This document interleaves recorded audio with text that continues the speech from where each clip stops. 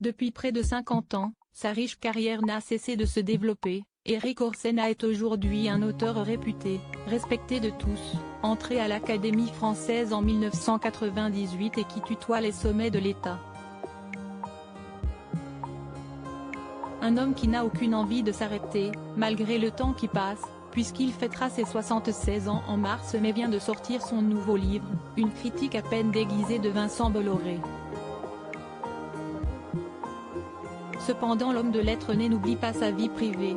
Déjà marié 3 fois, divorcé 3 fois, il a eu 2 enfants et a notamment partagé sa vie avec Sophie Davant pendant plusieurs mois.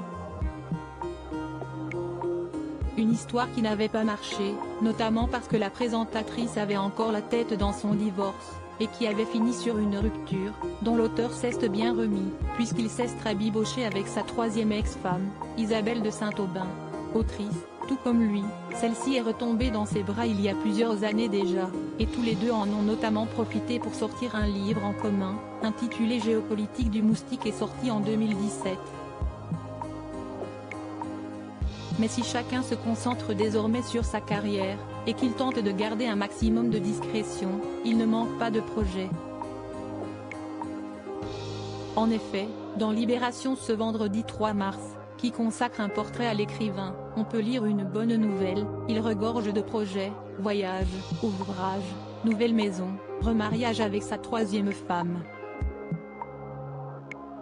Une rare sortie récemment, un mariage, ou plutôt un 2e mariage après leur divorce qui va les rendre plus heureux que jamais, eux qui sont sortis de leur réserve habituelle il y a quelques jours pour un spectacle de danse auquel ils ont assisté ensemble.